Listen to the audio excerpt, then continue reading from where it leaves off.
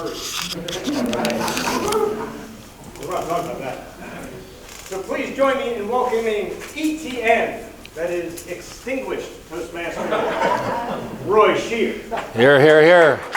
Here, here, here. Thank you, Sean, my boy. Thank you, Sonny, my boy. Here you go. Got a souvenir for you. There you go. Ay, ay, ay. What's we got? Ah, that's all right. That's all right.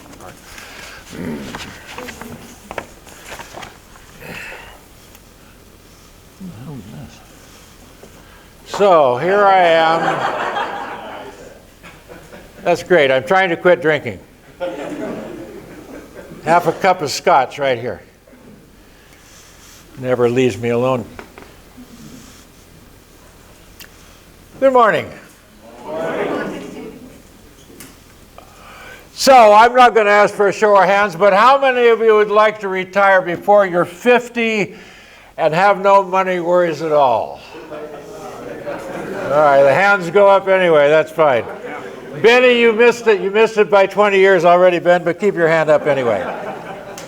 So, confession. I spent 25 years as a financial planner. I feel guilty about that. Now, I was giving the wrong advice. Save your money, put it away, save, don't blah, blah, blah. What a mistake. Of course, the other advice was even worse. They won't retire until they're 90 if they took my advice. Anyway, the table, what I want to impress on you today is the advantage. Get this in your minds now. This should be your financial goal in life. I want to die broke. Die broke. Die broke. Sounds good. Say it with me. Die broke! Die broke. Yes, yes, yes. Musical. I've written a book on this subject. Title again is Die Broke. It would be in its second printing, but I'm a very slow printer. It's a terrible joke. Anyway, I eventually finished the book, and it'll be out in a couple of years. I don't know if it'll be a bestseller or not, but look for it. As the title infers, dying broke is a concept. Three things are important to remember today. Enjoy your money now while you have your health, you have your appetites, you have a little bit of feeling. Must be there somewhere. Depart life with a zero balance. Don't be like a squirrel that saves up acorns all of its life, finally retires, and has no teeth left to chew the acorns. You don't want that to happen to you. There's a third point here somewhere, I can't remember it. Oh yes! The advantage of dying broke is your relatives won't be fighting over your money. There won't be any, you see. Physical exam. We have to pay attention to our health. Get your usual checklist. I was in my doctor's office. He was looking at the results of my blood test, and I said, "Okay, doctor, how do I stand?" He said, "You know, that's what puzzles me." I don't know how you stand. Well, let's talk about descendants for a moment. Now, I do think it's useful to provide your spouse or your partner with some life insurance. I have life insurance for my wife, of course. Not too much. I don't want her to look forward to my departure. So, that's a good point, isn't it? Yeah. I don't want her to be a source of jubilation. Well, talk about children. A lot of people think they should save up money and leave it for their children. It's a horrible mistake. A horrible mistake. Horrible mistake. First of all, they should make it on their own. You know, you fed them for 20 years. Forget about it. You're on your own. Second, you know, somebody told me that having a lot of money is not that important, but it does keep your kids close. So let them make it on their own. You don't want them to be losers and squanderers. So, inheritance. One kid I know, neighbor, he follows his rich father around every day. Every day. He has a piece of paper with him.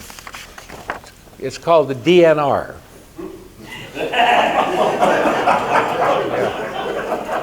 Do not resuscitate, you see. If his father trips on the curb, he picks out the paper. You know, the medics get there. Do not resuscitate. You see. Father got a cold. They sent him to the emergency room. Wanted to euthanize him right on the spot. So then the other thing that happens, of course, and you probably have witnessed this, someone in the family dies who has money, let's say both, the reading of the will.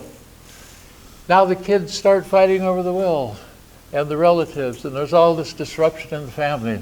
We've all seen instances of that. You don't want that to happen. Die broke. Leave nothing behind for them to fight over. So there are expenses in life you have to worry a bit about, but you can prepare for those.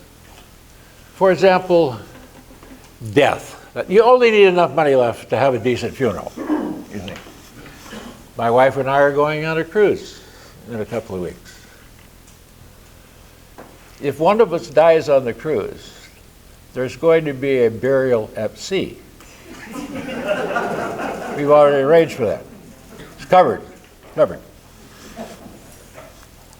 Now, I hope in this brief scenario, you have seen the advantage of enjoying your money while you're here. Enjoy it. Eat well, live well, drink well, travel. And you don't have to worry about piling it up. So when you finally get to be 65 or 70 and you can't walk or something worse, you've already enjoyed life, you think. You've already enjoyed it. Kids aren't going to be fighting over your money. They'll learn to make it on their own. They don't need it anyway. They're probably worth more than you are anyway right now if you have kids. My case.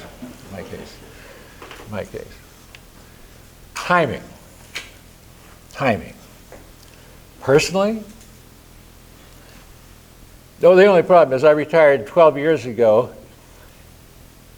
and I had planned that I had enough money easily to live for 12 years. Now I'm going on 13 years, you see. And things are getting a little bit tight. I asked Rebecca if I could pay my club dues on the installment plan. Anyway, I'm well on track to die broke. What I intend on doing at my funeral is to stick my bony little hand out of the coffin, hand it to the undertaker, and that check will bounce. Here